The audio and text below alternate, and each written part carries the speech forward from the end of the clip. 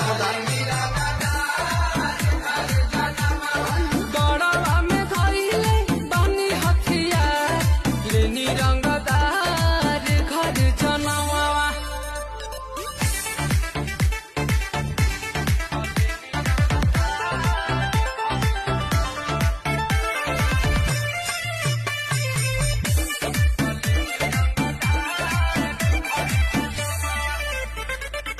झूठो के करता